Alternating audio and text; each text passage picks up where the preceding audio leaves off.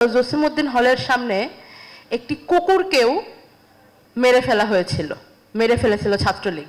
হাতের কাছে ছাত্রদেরকে পেটানোর জন্য না পেয়ে ওই কুকুরটার উপরে রাগ ঝেড়েছিল।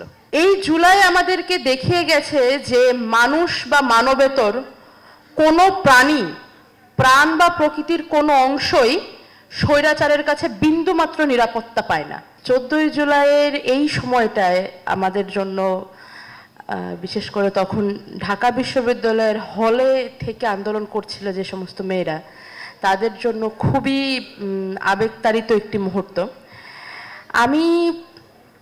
আমার এখনো স্পষ্ট মনে আছে যে এক টানা বিক্ষোভ মিছিল করে করে বিশেষ করে ওই দিন আমাদের 14 তারিখে স্মারকলিপি জমা দেওয়ার কর্মসূচি ছিল। একটানা এতটা পথ হেঁটে এসে ওই দিন আসলে আর কোনো কিছু করার মতো শক্তি অবশিষ্ট ছিল না। আমাদের ঢাকা বিশ্ববিদ্যালয়ের টিএসসিতে অবস্থান করে ছোট থেকে বড় হয়েছে আমাদের সবার খুব প্রিয়, সবার খুব ভালোবাসার একটি কুকুর আছে, তার নাম হচ্ছে অভ্র। ও মোটামুটি একটা হাতির সাইজের। ওই দিন রাষ্ট্রপতির বাসা থেকে পুলিশ যেন ওর ওপরেও কোনো ধরনের কোনো আক্রমণ না করে, রাগ না দেখায়, ওকে আমি আর আশরেফা আমরা মোটামুটি কাঁধে করে নিয়ে আসছিলাম।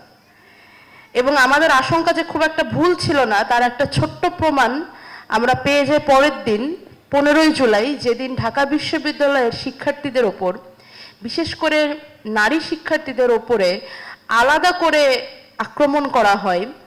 আমাদেরকে লক্ষ্য করে যখন ছাত্রলীগ হামলা চালায়, আমরা তো তখন সবাই চারিদিকে বিচ্ছিন্ন হয়ে গিয়েছি, যে যার মতো অবস্থা।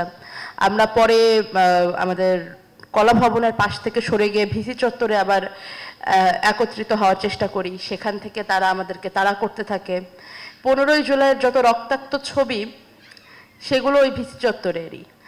আপনারা 2 বছর পরে মনে আছে কিনা জানি না, কিন্তু আমি এখনো ভুলতে পারি না যে রোকেয়া চত্বর থেকে জেবিএস হোল্ডিংস লিমিটেড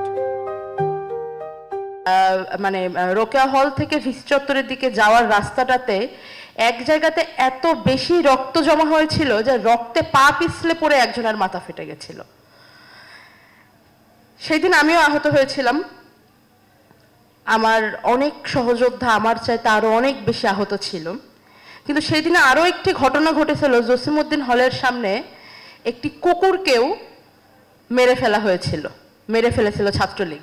হাতের কাছে ছাত্রদেরকে পেটানোর জন্য না পেয়ে ওই কুকুরটার উপরে রাগ ঝেড়েছিল।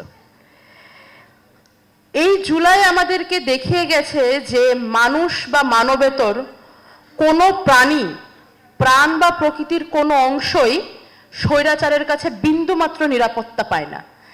তাদের কাছে দেশের মাটির, এই মাটিতে বসবাসরত কোনো কিছুর কোনো দাম নেই।